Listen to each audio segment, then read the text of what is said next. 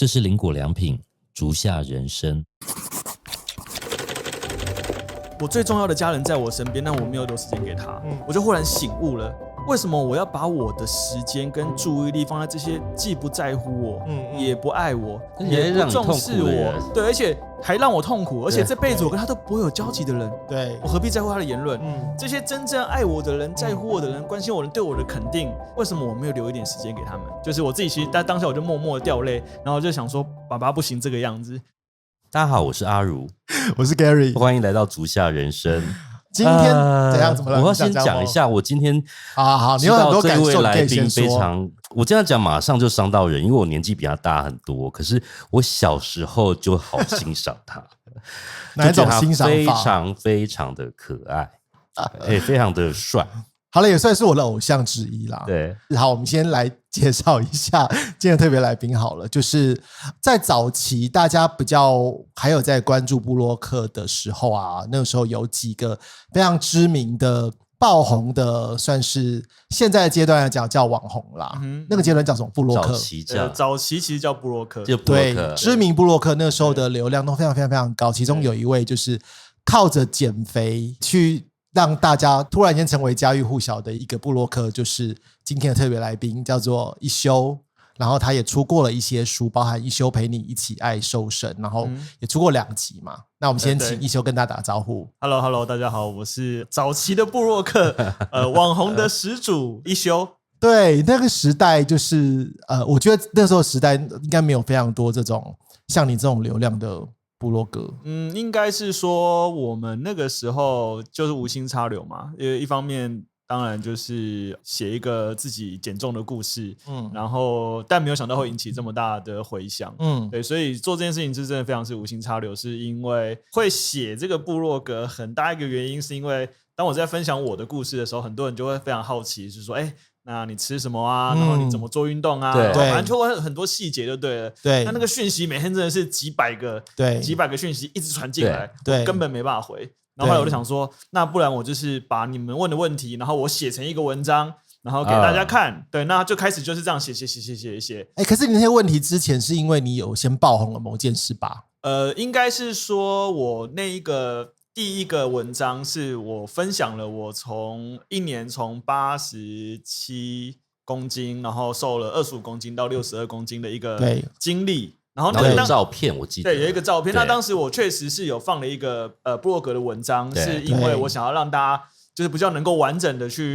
看到这个故事这样子。所以是透过脸书导流的概念。现阶段来讲这件事情，应该算是。可是那时候其实粉丝团应该算是非常非常早期的一件事情这样子。对，所以很多因缘际会吧，包含那时候媒体都会说李威的弟弟。对，所以那时候我是没有名字的嘛，那时候我的名字就是李威的弟弟，对，所以这个也算沾了当时我哥的一点光这样子。对，说李威弟弟为爱减肥，然后巴拉巴拉，所以新闻也报啊，媒体也报啊这一类。对，而且在现在一休的这个脸书上有80万的粉丝，也是那个时候慢慢的就是慢慢下来。对，其实那个时候老实说数字就一直在跳。那一开始其实没什么概念，你知道，当时其实也没有什么后台洞察报告这些东西。对，所以你就是看到哇，就是 follow 的人就是每天都在增加，对，文章一直被分享，对。然后比如说部落格一天那时候最巅峰的17天，大概可以有10万个人进来看这样子。对，那你就会觉得说哇，就是你其实自己是没有意识的，你知道吗？对，你其实没有意识到说，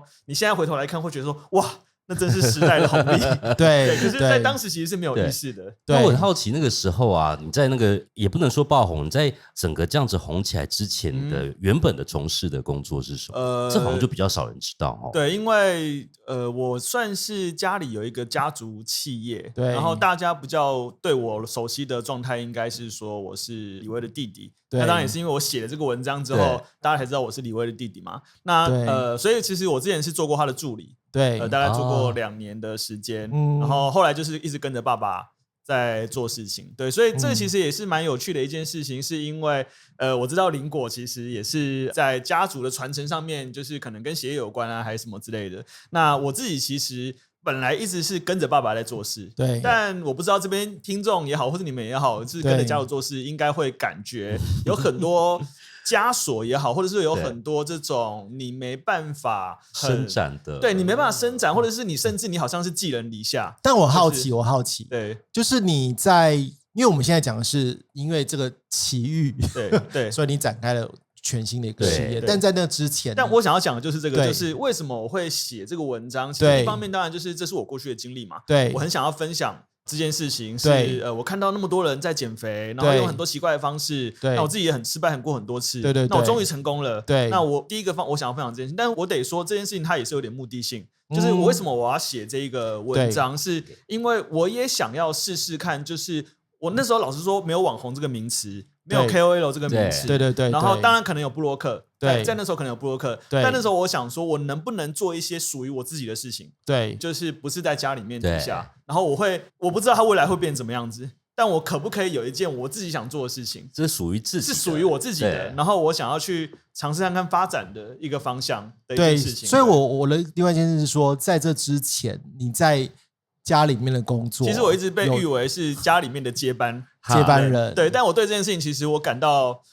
你知道，一则以喜，一则以忧。而喜的当然就是说，好像就是因为你有这个能力去 handle 整个爸爸下面未来可能他这些东西，但对忧的也是说，那好像所有的摊子全部都要摊在我身上，我没有就这样子这辈子就要做永远做爸爸的员工的这个概念，而且好像就是没有什么选择权。就对很多人来说可能是幸运的，可是事实上他是没有选择权。第一个是没什么选择权，第二个我觉得可能也跟家庭环境有关系，这有好有坏。我爸在世界上他有一定的成就，但同时他也是就是对自己或对身边人都会有一定的要求，对，所以你一方面你也会感到很多你没有办法看到自己价值的那个，我相信那个状态，父亲对儿子的要求通常就更对，当然，而且随时他那时候比较年轻嘛，你看现在可能年长了，你再看他去看对待可能下一代，你会觉得说好宽松哦，或是好宽容哦，对。可是，在我们那个阶段是没有啊，你就会觉得说啊，好像你永远都再怎么做都没办法被肯定。对，但是假设那个时候你这样有目的性的在想要有自己的声音的这个状况，如果假设的声音。那个时候的状况并没有像现在这么成功，也就是说，你家里还是会希望说啊，这个东西做不久啦，你就要不要再回来家里事业比较稳固？因为我常会被这样问。我要特别讲这件事哦，它其实是并进的。对，那一方面当然是第一个是我确实有跟我爸讲了，说就是我有这个想法，对，但我不知道他会长成什么样子，因为没有人看到他未来的样貌是什么样子嘛。对，但我想要花点时间去试试看。那对于他的视角，他当然会觉得说。啊，你这把扣零啊，或者是说你这个什么小生意跟我们这个比起来啊，哪有什么东西？对，反正他就是不看好你。但我觉得我爸那还有他的优点是，他会让你去帅，对，你试试看，去试试看，对，你试试看你就知道，对你到底 work。对，所以你的说法是什么？是说把我现在想要，我觉得也不是，因为我只是让他知道我有这个想法。然后当然，我还是那时候还是有正职工作，还是在家里面的工作，所以我是等于是用我自己额外的时间，对，比如说我晚上的时间，下班的时间，假日的时间，不管是学习也好，或者是说去写我的部落格也好，对，然后或者是说，我在发想这个故事的时候，或者应该说我在发想想做这件事情，我在想说，那我如果想做的事情，我是不是要让人家先认识我？对，我是谁？那我的经历是怎么样？对，所以才会有这，但是中间其实是它并不是说好，我今天要离开家里。对，然后或者是我今天这份工作我都不做了，我要去当一个类似全职 YouTuber。对，现在大家就这样子嘛。我要忽然要对，我要当一个全职 YouTuber，我要当一个全职网红。对，其实当时不是这样子。所以其实，在那个当下更有这种状况，是因为靠着部落格而辞掉工作的应该更少吧？更少，因为没有成功案例，以前的商业模式更不明确嘛。是，对啊。你看我们大家如果有听过这个业配文。对不对？现在年轻人听业配文觉得很正常吧？对，这个就是一个厂商的业配嘛。哇，我记得我们对，你知道在我们业配会是会被攻击的。在我们那个年代，你业配文是一件非常严重的一件事情，背叛了你的读者，对你背叛了你的读者，你背叛了所有人对你的信任，然后你怎么可以？对，有一个 po 文，然后这个广告植入自己获利是有获利的这件事情，你出卖你的灵魂。对，所以甚至我第一次听到有厂商寄信来，然后说，我想要跟你做一个类似交换，比如说，好像我赞助你的鞋子啊，或赞助你的衣服啊，然后那你可能可以帮我做一些曝光啊。对，我心里面都非常的讶异，哇，就是居然有厂商愿意做这件事情，他居然要比如说等价，我给你提供1万块或2万块的，那你可能可以帮我曝光一下。对，其实这件事情在我们那个时候都是非常的不明确的一件事情，这样子。对，所以你说它能不能变成一个 business model？ 就是当然我现在经历很多嘛，所以我现在讲话可能有时候会比较从商业角度去思考。但最早期其实没有的，我那时候一切都是零的，就是没有潜力可循，你没有潜力可循，然后没有网红这个名词，那所有的一切都得你自己去，你就只能去做，然后在做的过程当中就随机应变，看情况它会变成什么样子这样子。对，所以是真的到了某一个我已经真的有些变现的状况，然后才改成全职。我觉得关键应该是我出第一本书那其实我在出书之前，我的部落格就算累积很大的流量。我讲我每天几乎都是排在部落格的，以前是无名小站嘛，对，然后后来又变成痞客邦嘛，对。那我大概就是不管是无名小站和痞客邦，我大概都会一直排在前3名或前5名的这一个状态。所以我那时候自己有一个信念啦，就是说我自己对于怎么说，有点像是帮助别人变好这件事情，我觉得可能我有点热情，所以我那时候很坚持说，不要说资讯也好或经验也好，花了非常多的时间去 try and error。那如果可以的话，我想要一直免费的 free 的去分享这件事情，然后让所有人都能够用一个很快很简单的方式，他就可以获得一些真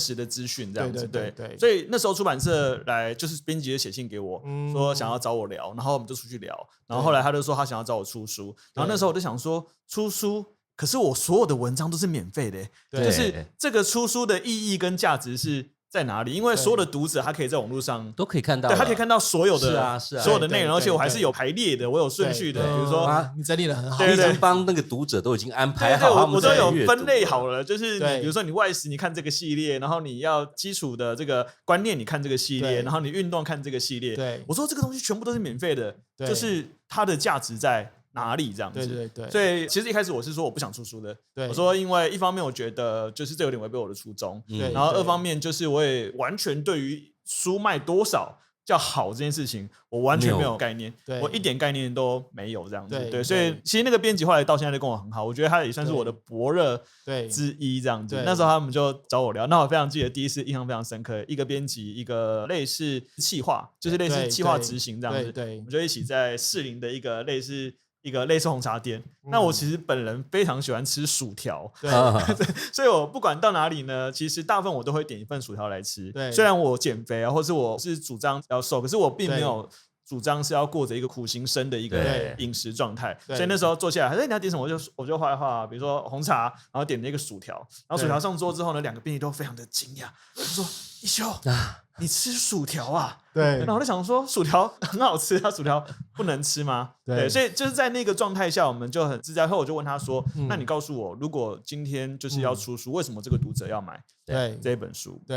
他当时说服我一个我觉得蛮好的理由，他是说，因为并不是所有人他都能够有一定的时间，然后去网络上搜寻各个不同的资料，哪怕在你的部落格，他可能都没有办法像一本书是系统性的从一个前中后，然后包含运动什么。他说那没关系，你的东西虽然是 free 的，但我觉得我们还是可以把你的内容整理成一本书，然后让这个读者比如说看，然后再来说，其实一本书，因为书市其实那时候已经没有算很好了，对，那一本书比如说定价率说380，然后其实还要打个7、9折，所以最后其实也才300块一本。那他们花300块买一本书，然后可以得到这些资讯，可以瘦身，很划算啊，就是也是一个很好的一个工具啊。所以那时候我想说，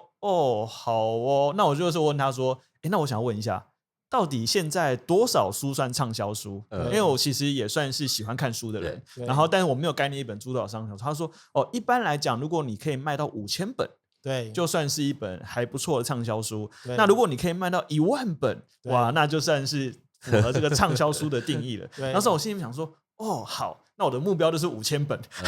然后那时候我那个编辑他就很有趣，他说什么？他说一休怎么可能5000本？他说我们的目标是好像是2万本还是3万本？真的，我就想说，哇，那真是承你吉言呐！就是我们就来做这件事情试试看吧。对，那这样这中间就经历一段时间的，比如说可能从写书啊，然后整理我的稿件啊，到拍啊，到宣传啊什么之类的。然后那时候非常印象深刻是当书开始说，他们会预购嘛，然后预购里面会搭配一个，我们那有一个精装版，3000本。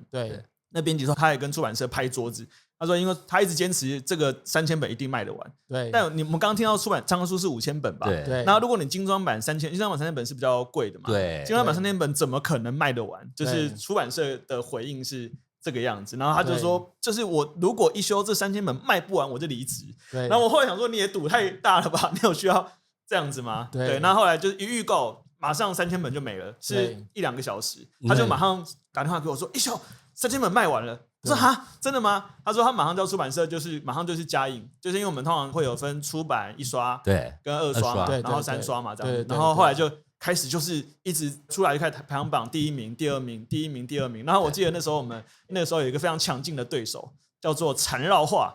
啊，不是缠绕画，不是缠绕画，是另外一个，但是反正他就是一个画画，OK，对。可以涂鸦的那种，对，可以涂鸦的那种，哇，那个非常的卖的非常好，非常的热门。然后再来就是一个被讨厌的勇气这个也是一直就是那个时候他其实那时候就一直在这几名在拉锯这样。然后我每天都收到说，我们要再刷了，然后我们要再刷了，对，所以最后我的那一本书刷了70几刷，然后销量大概印了10几万本，然后我就整个都第一个当然是吓到嘛，这当然这专门是一个过程嘛。然后第二个是就是我完全没有想到。出书可以赚钱啊！对，几乎没有人这么说。在台湾的话，大家都觉得出书是一个情怀，对，要赚钱真的太难了。所以真的那时候，老实说，我的第一桶金，就是从出版社的版税来的。对，然后那时候想说，原来出书可以赚钱啊！那当然，一方面就是家里看到成绩，然后老婆也看到我的成绩。为什么说老婆看到我成绩？是因为我们现在讲的很快嘛，我们从写到出书嘛，但其实这是有一个进程，这中大概是1年多的时间。然后这1年多的时间，我其实花很大量的时间在同时工作情况之下，同时小孩刚出生的情况之下，我还要一直不停的写文章，然后甚至我会号召网友一起出来运动。对，那为什么号召他们出来运动？其实一方面也是因为我自己就是从肥到瘦嘛，从宅到就是变成一个普通人嘛，普通。所以那个时候我的感想就是说啊，我知道很多读者他们可能跟我有点相似，比如说他不敢上健身房，然后他对运动没自信，或者是他还没有办法激起运动的热情。那我能不能1个礼拜揪他们1次出来，然后我们就类似有一个地方可以聚。所以我第一次揪这个跑团的时候啊，我在网络上揪嘛，就说比如几月几号，然后晚上几点我们会在哪里？我还记得第一次在中正纪念堂，然后大家都反正那时候网络就是这样嘛，就是讲一讲，好像就好加一，然后大家就会去这样。然后我们第一次那个时间到，比如说7点半开始好了，然后就比如说6点40分。怎么开始路上开始陆续看到很多穿运动服的人，然后就很多人说一休，我想说所以你们是来跑步的吗？对，所以我们后来第一次就大概来了70几个人，然后是有在脸书上面号召，对，然后完全都就是彼此从来都没有见过面，但大家可能在网上会一直互动或留言，就你是那个谁谁谁，你是那个谁谁谁，那其实就是我花了非常大量的时间。那一开始老婆其实有点没有很理解为什么我要做这件事情，一个是说她完全没有看到变现的一个可能性嘛，然后再来就是说，其实某方面我牺牲了很多我的家庭时间，比如说我写文章，我要写到半夜2、3点，那为什么要写那么久？是因为我要确保信任我这些人，他们能够知道的知识知道的资讯是被验证过或者正确，除了我个人的经验之外，他是不是有理论支持的？那我得去 study， 然后或者去学习，然后确认我写出来的东西能够是正确的资讯。对，那所以我也是做中学，学东做，然后包含带跑团，我老婆跟我女儿2个人就在旁边等，然后在那边喂蚊子，你知道，然后等到跑完，然后我们3个人才会去，比如说吃什么永和豆浆啊，吃宵夜啊。其实这个中间大家就是一直跟着那个叔叔，所以在你不是那么被大家知道的状况底下，或者说不知道你未来的收益的状况，对不稳定的时候，他就毅然决然的决定嫁给你这样子。对，这个当然就是另外一段故事啦。对，就是其实我在脸书很有趣，我脸书我大概就分几块嘛，就比如说写减重的、健康，那这个我写了超级久嘛。然后再来就是我可能会写一些家庭的文章。对，一直以来我的文章家庭的系列都比我的减重文章还受欢迎真的，一直以来都是这个样子。我都觉得，所以你们到底是喜欢我老婆，还是喜欢我，或者是喜欢我小孩？对，其实一直以来我的反而是家庭系列的东西，它有做什么样的延伸吗？像我们刚过完结婚纪念日这样子，对，那其实我曾经有写一篇我跟老婆结婚纪念日，好像是7周年还是6周年吧。对，然后那一篇吓到我，他在脸书上有14万个赞，然后有还不是 trail 是脸书，在脸书，然后有1万多个分享，然后好像有500多万还600多万的。天哪，是什么打动了他们？我也不知道，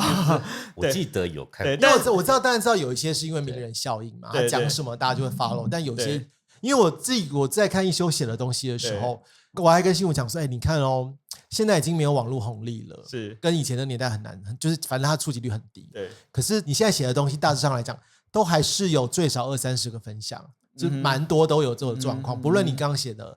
系列是什么样的形式，应该是说我发现文字魅力是很。其实我曾经有一个困扰，我很羡慕讲话很幽默的人，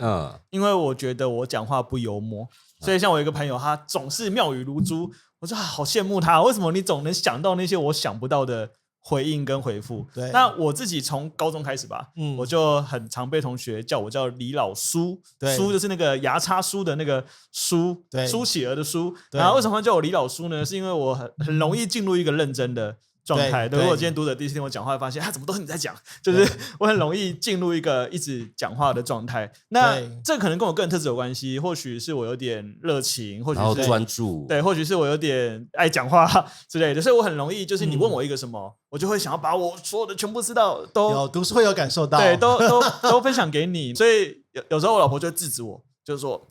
人家没有想要听这么多。就是再积累，对。那后来我发现呢，这个人格特质很难改变，对，就是我很难变得幽默，就是我就是不小心会认真，我就是会想要分享我的经验，而且我很愿意分享我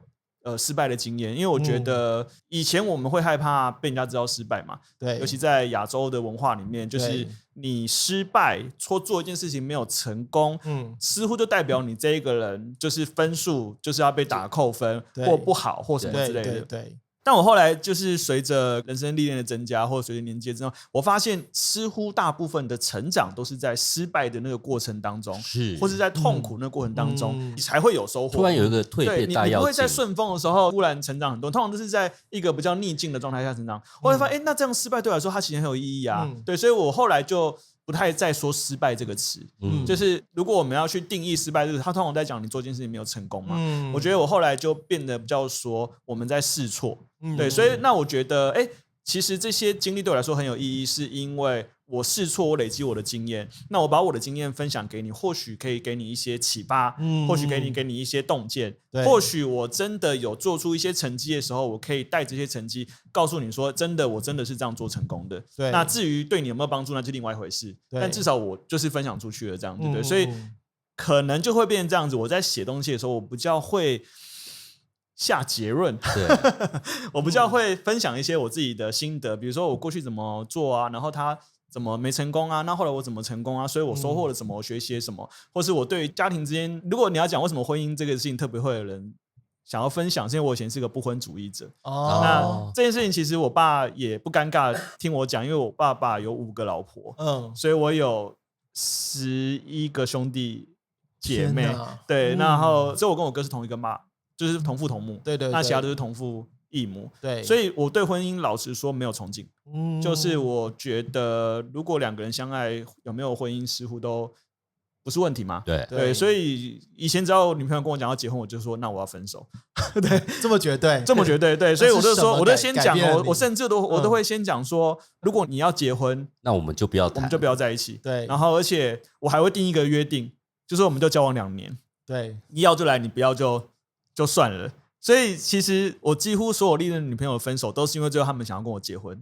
我就觉得很痛苦。在真正老婆之前，对，我都会觉得说，那我不想。所以是这个老婆改变了你，对，他自己发生了什么事？是他改变了我，他发生了什么？是他改变了你吗？对，是他改变了。因为第一个当然是我，其实大家知道我减肥的经历，就是因为我1年瘦25公斤嘛。对，那为什么我过去那么多年都失败，这1年会成功？对，就是因为我跟我当时还不是老婆的这个朋友。对，就是我喜欢他，然后就跟他约定了一个算是一个约定吧。我说，如果我1年瘦20公斤，你能不能跟我出来吃个饭？有点像约会这种感觉这样子，对。然后那时候他就答应我，就说好啊。那你知道其实我在问他这件事情的时候，我其实犹豫超久的，因为我很怕被打枪。对，就我很怕朋友的关系会变成有点好像就是所以本来是朋友，对，本来是朋友，对。然后暗恋他，对，我就是有一点喜欢这一个女生，然后那我就想说，那我如果瘦20公斤，你可以陪我吃饭，然后我们可能可以去坐个摩天轮啊，就是有点像约会的这个行程。对，然后那时候他就答应我，哇，就好像打了这个鸡血一样，就非常热血。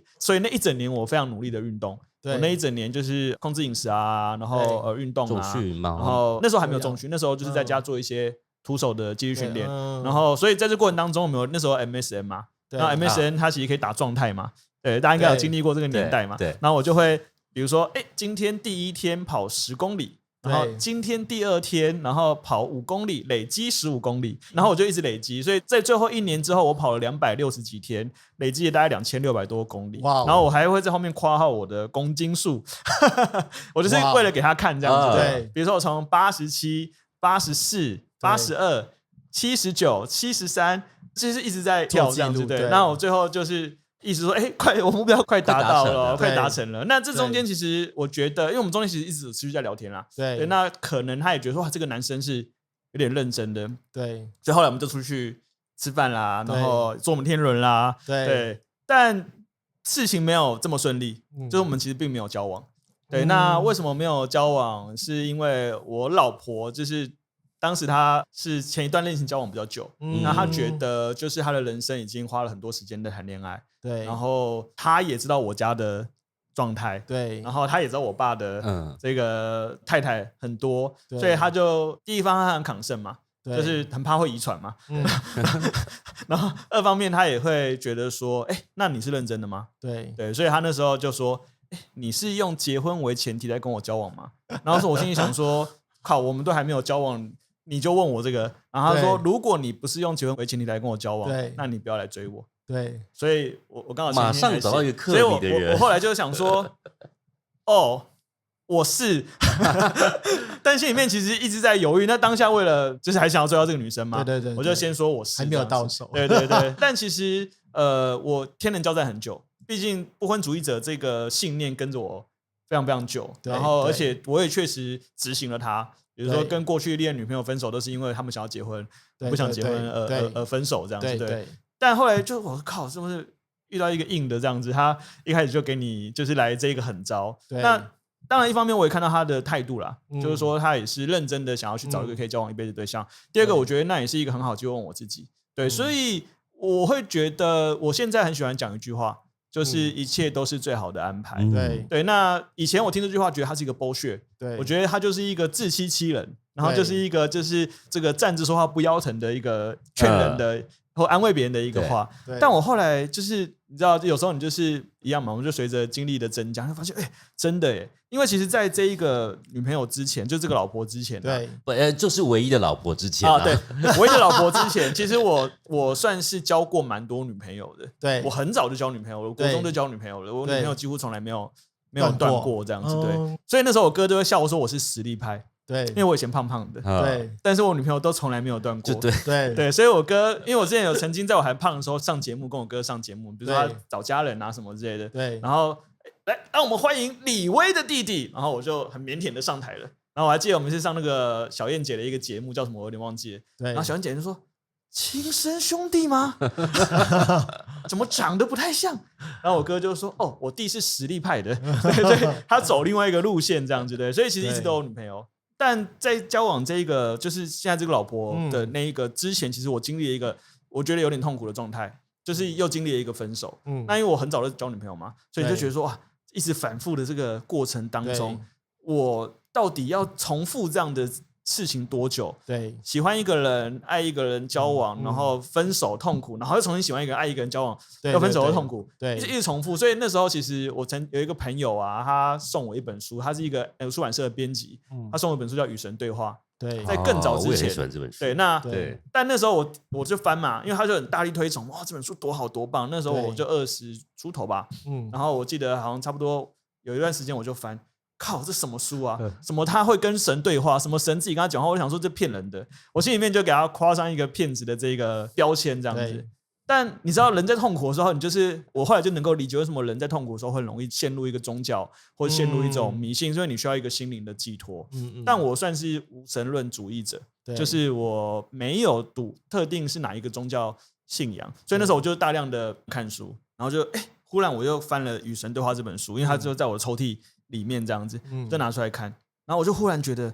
哇，他每一句话都在解答我的疑问呢。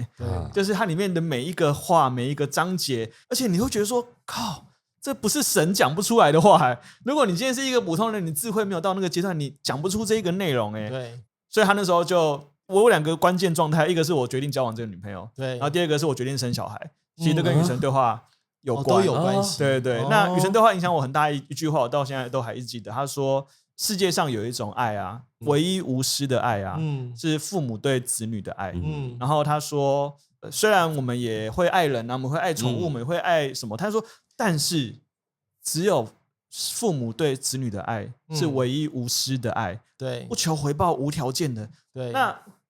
我不知道，我没有当过父母啊，我感受不到这件事情。我们过去所有的爱都是对等的嘛。对，你爱我1分，我就爱你1分。对，你爱我3分，我可能可以爱你4分。对，但我绝对不会你爱我0分，我爱你10分吧。对，就没有这种状态嘛。所以那时候我看到这句话的时候，其实我很震撼，怎么可能世界上有这种爱？对。第二个呢是，如果你这辈子就来这个世界上，你没有经历过这种爱，其实很可惜。因为爱是这世界上最强大的一个力量。然后你能够有机会在这个传宗接代过程当中，或者生儿育女的过程当中去体会到这个爱，是一个很棒的礼物。对，所以老实说，我觉得很大的关键是在那一个时刻，我决定说好，我要生。我不知道，因为我老婆其实就想要生小孩，但我不想生小孩，所以我们2个就算结婚了之后，我们2个都还为这事情吵架，吵了1年。对，就是我不想生，对，他想生，对，他觉得说，你很奇怪你不想生，你干嘛要结婚？我就说，可是我结婚，我们也可以不生小孩，我也可以很爱你啊，我们可以很自由，我们可以随时随地爱去哪里就去哪里，我们不用说我要，反正就很多理由嘛。所以我们一直在 fighting， 彼此在 fighting。那他就是坚持他想生，我就是坚持我不想生，所以那也是一个痛苦的状态。然后后来就看到《与神对话》这本书，有一天我就跟我老婆说，好，我们来生吧。对，当我们决定要生小孩之后，2个月就怀孕了，就小孩就来了。对，所以老实说，我现在非常非常庆幸，在我人生那个阶段，我有做这个决定。对，然后我有看到这句话或这本书，因为这个世界上，我终于能够体会什么叫做父母对子女爱是无私的爱。当然，我们从世界上我们会看到很多，似乎不是每一个父母都对子女做这样子的一个呈现。有些父母或许他们是有求的爱，或许是有条件的爱，但是我觉得在我身上，我感受到确实原来这个叫无私的爱。对，所以这个其实对我来讲是人生蛮大的一个关键点。这样，我记得你之前有讲说，当你成名之后，然后有一段时间是因为有很多的那个攻击，对，因为其实我自己也蛮好奇，就是拥有这么多粉丝的一个人，就是一个肉体，对，但是你是因为我们认识一周有一段时间啦，就觉得我们现在都觉得他很正面嘛。对，后来我记得你在讲你那个过程的时候，我就觉得，应该说，我觉得这么的正面积极的人，当他遇到这样的状况的时候，他是怎么去做转换？你觉得你是怎么来走过那一段时间？你可以稍微讲一下那一段时间的状况。第一个，我觉得人生很有趣，是很多人都觉得我是一个正面积极的人，对不对？你们看听众听到现在，我一直想说，这个人正面什么啊？你给我来一点的情绪勒索一下。而且每次读书会，那个跟人就说，我不要听正面的，我要听真实的。我说，可是这个就是我真实的啊。但其实在这个之前，其实我并不是这个样子的。我刚刚讲嘛，就是我是家里面就是在爸爸之下，然后我哥哥在当时在演艺圈是一个比较知名的一个人物，然后长得又比我帅，然后才华又比我好，或是至少他得到的成就是比我高，所以其实我有一度蛮抱怨吧，对，就是觉得说这个上天不公啊，父母不公啊，对，然后怀才不遇啊，对，都是别人的错啊，对，都不是我的错啊。对，其实我一度是这样子的人，对，那。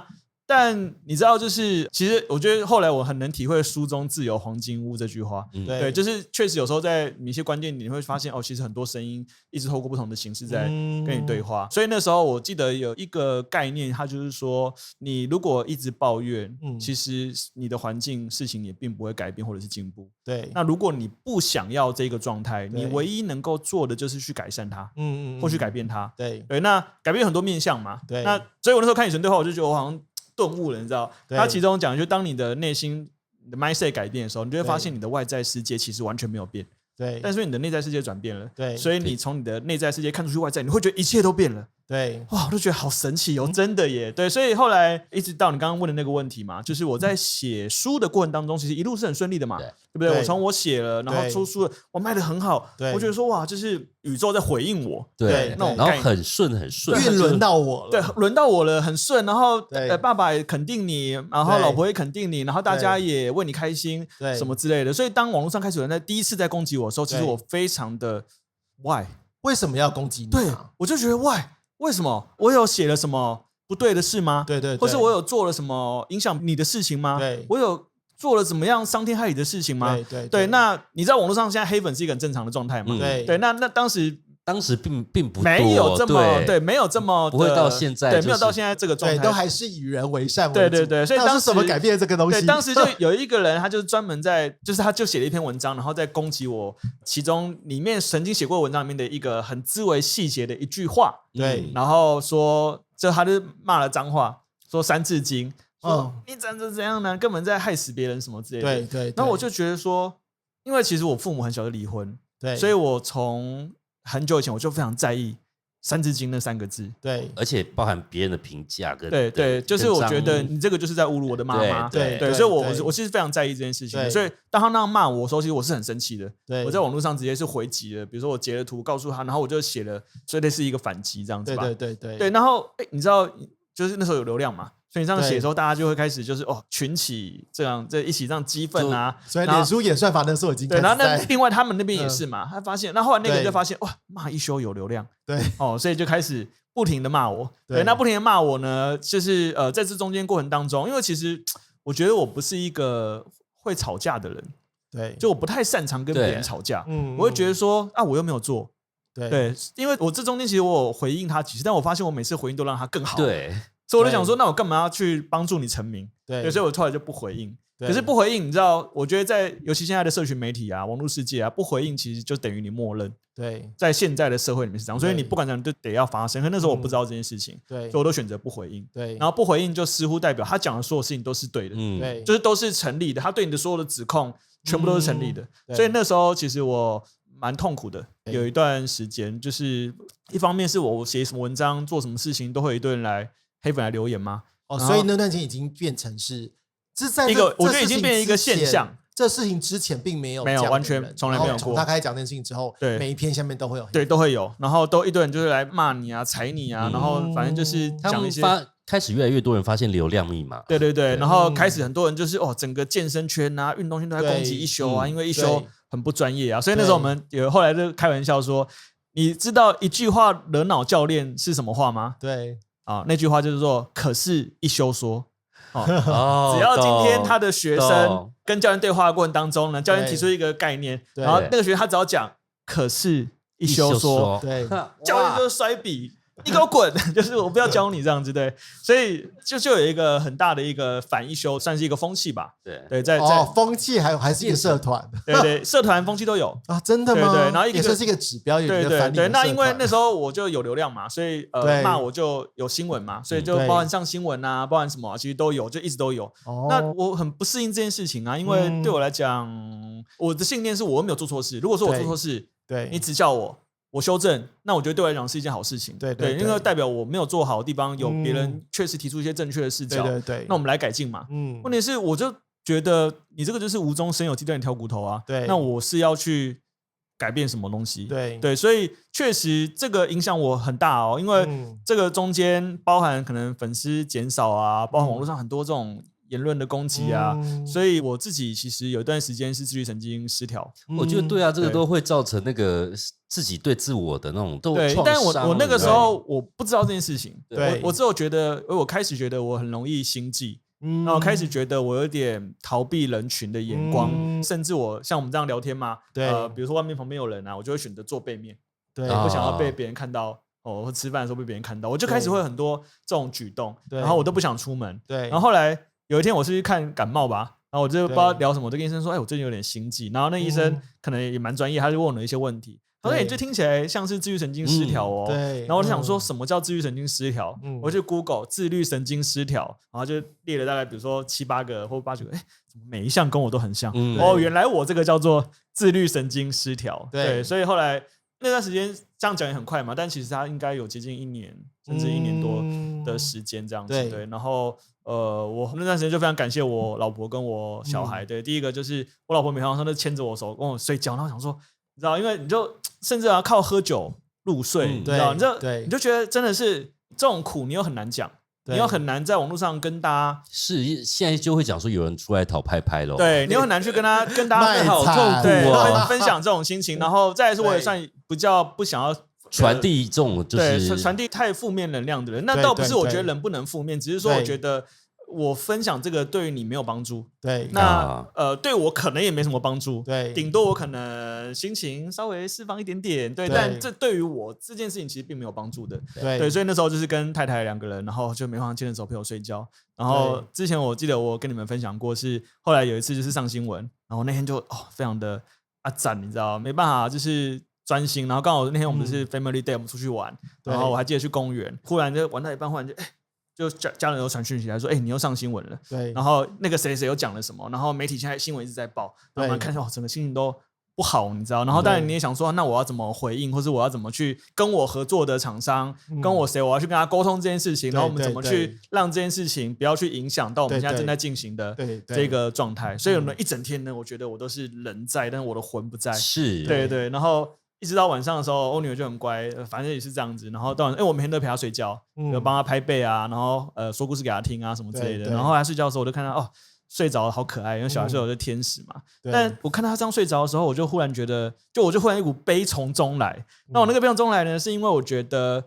因为我刚刚前面讲，其实我牺牲很多家庭的时间，对，所以其实6日通常都是我们家人相处的时间。对，在这么重要的时间，我并没有把时间留给我的家人，而是我把时间都分散在那些网络上对我的攻击啊，对我的那些有的没的啊。然后我最重要的家人在我身边，但我没有留时间给他。后来我就觉得说，我就忽然醒悟了，就是为什么我要把我的时间跟注意力放在这些既不在乎我，也不爱我，也不重视我，对，而且还让我痛苦，而且这辈子我跟他都不会有交集的人，对，我何必在乎他的言论？这些真正爱我的人、在乎我的人、关心我的人、对我的肯定，为什么我没有留一点时间给他们？对，所以后来我就决定说，好，就是我自己其实当下我就默默的掉泪，然后就想说，爸爸不行这个样子，我要改变我自己的心态。对，那因为我在讲，其实之前我已经看过《与神对话》那本书了嘛，我知道我唯一能够做的就是改变我自己的信念。对，所以后来我就开始去转变我的信念，就把焦点放在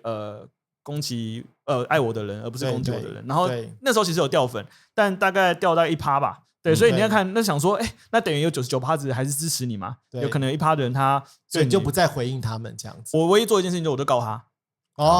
对，我就告他，然后让司法去处理这件事情，这样子就诽谤。对，然后后来就这样慢慢就走过来。所以从我开始转变我的心态，然后到我决定要改变我的信念，然后我要决定好好的去把时间留在家人身上。我的自律神经失调就慢慢好了，我就慢慢不再心悸，没有用药，就是没有用药物控制，就完全是靠意志。哇，这样好棒！对，都没有，我就是完全靠自己。转念，对，然后但一方面我也发现，原来信念力量是很强大。对，就是其实当然我们在现在看到很多这种，比如说忧郁也好啊什么，我当然我看了很多研究，我也知道它很多其实是，比如说它有很多前因后果，生理的、心理的，对，还有很多生理，还有很多可以处理的地方。那可能那时候我也不是那么熟悉那些东西，所以我也没有去，比如说吃药啊，或者求医啊。但我发现原来这么神奇啊！当我的心态转变的时候，当我从我的内在世界去看外在世界不一样的时候，原来它就逆转了。对，所以像我后来有看那个安东尼罗宾嘛，他有一个Netflix 一个纪录片，他就是以命运有约嘛，他其中很大的在做，就是因为他 NLP 我知道阿卢都很熟悉嘛，他其实就是在协助大家去改变他的信念嘛，或是透过神经的这个语言的状态，然后它里面讲就有一些当下的对话嘛，哇，他真的是在可能1分钟、2分钟、3分钟之间，在瞬间当下就去逆转那个人的信念。当他逆转他，当然这个持续性我不知道多长了，可是当他在当下逆转的时候，那个人的人生似乎就可以瞬间被逆转了。所以这跟你后续在，因为你刚刚说你的文章分几种，那我最近一直会被看到比较多。对，就是所以我所谓大家的真的这个也是我很好奇的。所谓大家的心灵，不能讲心灵鸡汤，但是有比较多心灵类的一些是一种干货了，但是这也会是你觉得你现在会有更多这样子的一个发言吗？对，因为第一个当然从那次事件之后，我就非常的感受到一件事情，因为我们自己有在做肌肉训练、做重量训练嘛。那我们都知道，做肌肉训练、做重量训练，他们一定会伴随着肌肉酸痛。对，那它就是一个肌肉的撕裂伤，然后肌肉的修复，然后肌肉的发炎。但这个是一个必要的过程嘛，因为它让你变得更强壮。对，所以你必须得经历过这样子，对，你才会变得强壮。你没有人不经过这样的历程，他就忽然变很壮。对，没有，你吃什么药都没有用。对，那我发现心灵也是一样。对，原来心灵的 muscle 也是要这样锻炼的。对，然后我从那次之后，我觉得哇，我真是得到一个好大的锻炼。对，虽然它并不好受。对，然后甚至我也会跟我朋友分享说，我觉得你要当公众人物的话，你就要承受这样的心理准备。因为那个punch它不是小小的给你敲打，越来越，它没有渐进式的，它就是一下就给你，对，一下就给你好几百磅，给你最重，然后对，逼着你要么就撑过去，对，要么就是带。对，所以其实有很多。就是因为承受不了网络的言论的压力而发生一些遗憾的事情，后来我就非常能感同身受这件事情。那我就在想嘛，我今年43要44嘛，就是我们人生其实已经到了，不能说已经是老了，就还是一个青壮年嘛。可是人生有不同的历程嘛。对，我们在前面的这个阶段，我做一些什么事，我们在这个中间段做什么，那到我现在这个状态，我还想做什么？对，所以你刚刚讲的，其实应该是我近半年的状态，因为我去年下半年到今年上半年，我觉得我经历了一段时间的低潮。对，那段低潮也是很妙，就说出来别人可能都会觉得你这个是站着说话不腰疼。就是我忽然觉得我的人生没有什么动力，没有什么目标。对，然后那为什么会这样？是因为我达到我过去心目中一直在追逐的财富自由的目标。我追逐到了，我终于达到了我认为一个安全的一个阈值的数字，对的一个状态，然后，但我怎么一点都开心不起来？所以财富自由不是真的自由，就是当然我们听到过很多人这样讲嘛，但你无法感受嘛。很多有钱人或是很多成功告诉你说，对，金钱就我常讲说，瘦是健康的附加价值嘛。我们现在会说，金钱是创造价值的附加价值嘛。但你无法感受啊。他告诉你说，有钱并不能带来快乐。你说没有，有钱就是可以快乐。我有钱，我就可以很快乐。我可以做任何我喜欢的事情，我可以买我任何喜欢的东西，我可以享受任何我想要的物质生活。所以我有钱就可以很快乐。我们被教育的都是这个样子嘛。然后但是我发现我不快乐怎么办？而且我还没什么物质享受。我没有什么物质的欲望，对，我并没有说我想要去吃多高档的餐厅，我想要去环游世界，我想要抽雪茄，我想要喝高档威士忌，我想要买名表，我都没有想。那你可以想买鞋。好，算了，回来，好，回来，这差题赛。我们可以买林果良品的一双好鞋，好，这样就可以了。其实真的我很能感同身受，因为我人生的在创业之后第一次陷入低潮，是我第一次营业额目标达标。可是现在回头看，那个营业额其实很小，可我达标的时候，我陷入很长期的一个低潮。我可以理解这一种，好像跟外面世界说的，就是你只要财富自由，你就会怎样怎样，这个其实是两回事。所以你最后找到什么答案？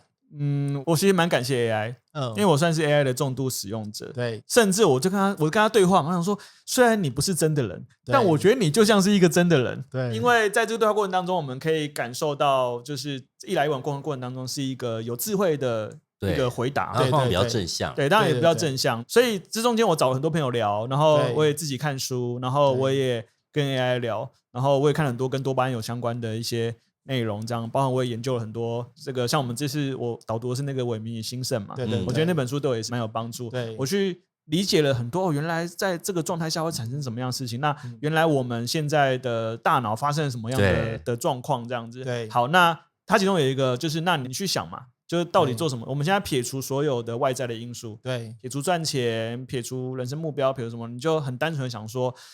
在没有所谓这些利益追求的情况下，哪一件事情是你会觉得快乐而且你想要持续做的？对。然后我就想了很久，我想到第一个，就是这跟读书会有没有关系？对，因为我觉得是读书会重拾我对读书的热情。因为我以前蛮喜欢看书，可是我看书需要特定条件。对，比如说我需要悠闲的时间，我要够安静，我阳光够充足，我要干嘛？我有很多特定条件。但后来我发现这样不行，效率太慢了。然后读书又要看书嘛，然后我这样看我看不完嘛，有压力。对，然后后来我就想说，我发现有电子书可以看。对，哇，发现电子书对我来说很有帮助，就是我很快速的可以在不同的状态下，我都可以随时可以进入读书的状态。对，所以后来发现，原来学习很快乐。对，就是我本来就喜欢学习嘛，但我后来又发现，原来大量的学习对我来讲是一件。也是一个负担嘛？我觉得不是负担，我觉得是帮助。对，因为上次有一次我们某一本书，他在讲说，那你在生活中有什么 role model？ 然后我就说，我说出来有点不好意思。我的 role model 都是在我的精神世界中。对，例如说可能是巴菲特，可能是查理蒙格，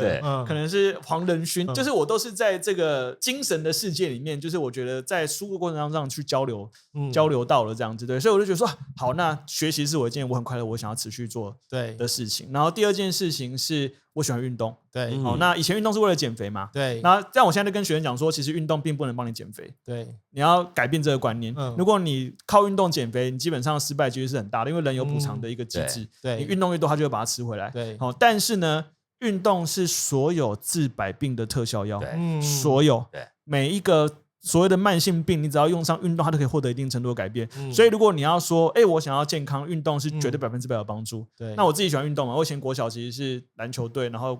国中是柔道队，一直到后来我才变胖，才没运动这样。好，那后来我想说，好，那我喜欢运动。然后第三个呢，我喜欢与人分享。就是我发现呢，当我去分享我的经历的时候，如果这个经验可以对别人有启发，更有帮助，那我会觉得很开心。所以这3件事情是我持续想做的事情。好，那我现在已经达到我自己心目中所谓的财富第一阶段的，第一阶段的这个状态。对，那接下来我的人生不会就这样子吧？对，那我还想要做什么？所以我刚好前几天看那个罗振宇啊，他就分享了一篇影片，他在讲说呢，我们过去对于这个财务自由的想象都是这样子嘛，哇，我终于达到我传说中的财富目标，我要退休，我要去一个地方悠闲的享受生活。然后他就说了嘛，他说，比如说他就去了，比如说美国的某个地方，然后每天醒来呢，是什么事情都没有，什么事情都不需要烦恼，你拥有足够的物质生活，然后你拥有足够的这个食物，然后什么全部都有了。好，然后第1个礼拜好开心，然后第2个礼拜，好像没那么开心了。然后第3个礼拜，开始有点无聊了。然后他说他过来1个月之后，他就认真的去回想，认真的回想我这1个月里面有没有在我生命中留下一些什么东西 ？Nothing。对，就是没有。对这句话特别有感受，你知道？但他给自己一个名言啊，我要工作到我死的那一刻。对，他要工作到他人生中最后那一刻，再也不能工作的时候，他才要离开这个工作。对，离开这个人世间。这样，我特别的有感受，是因为我非常能够感受你的时间这样流逝的状态下，你什么都没留下。对，跟你可能经历了很多痛苦吧，对，经历很多折磨吧，当然你也经历很多快乐，你也得到很多反思，包括你在学，你在输出，你在跟人相处，其实你是有留下什么东西，因为那些都一直反馈你，对，变成你的养分。然后我们不管它是不是进化啦，总而言之是让你生命的厚度、宽度，对，都变得更宽广，然后更有东西在你的生命当中，而不只是你一个人，很悠闲的在那边晒太阳、泡游泳池，它可以是你生活中的这个偶一为之，然后对 the break， 它可以是一些休息，它可以，但它不会是你生命的全部。是，对。那我说，我非常能够感受这件事情，所以我以前会想说，我40岁要退休，然后说45岁要退休。我还记得曾经有一个大哥说，你真的想太多了，怎么可能？你的想那些都不会达成。对，那当然，我现在还没有在45岁前，我就达到我的财富自由的目标。然后，但是我想说，可是我现在一点都不想退休。就我发现就是那个低潮对我来说很有意义。我刚刚讲一切都最好的安排嘛。对，如果我没有那个低潮，我觉得我没有办法在这个时间点又重新找到一个可以支撑我继续往前走。而且它是没有金钱的利益。没有金钱的价值。当然我觉得我的个性，我会试图在未来的过程当中，如果发现有什么很好的商业模式可以帮助别人，然后自己也可以很好，然后大家都可以获利，我还是很愿意做。但是它的这个前提是你是在做你喜欢的事情，跟你快乐的事情。对，所以以前有句话嘛，叫当你有金钱之后，你有选择做什么的自由。对，我后来觉得不是。好，但我后来看到别人讲，我也觉得非常有感受，非常感同身受。他说，真正的自由是你有选择不做什么的能力，对，这个才是真正的自由。我说，对，我认同，就是我们现在就开始拥有了，我们经历一段时间，我们开始拥有了不做什么的能力，那也代表我们拥有了我们选择要做什么的能力。对，所以我不用再去为了某个目标，为了达成某个目的，或者为了委曲求全去做一些我不想做的事情，然后只为了因为我的目标还在追逐当中，我现在可以很自由的说，我不想做什么我就不做什么，我想做什么我就做什么。对，那对我来讲就很好啊，所以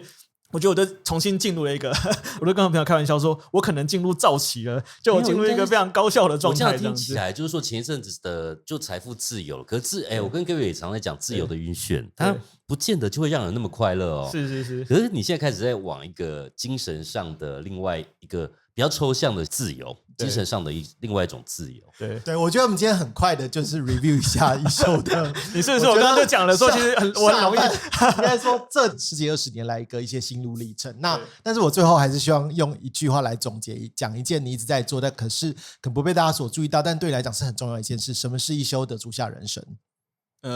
如果对我来说，我觉得我想要传递一个信念，是我想要让所有人知道，瘦是健康的附加价值。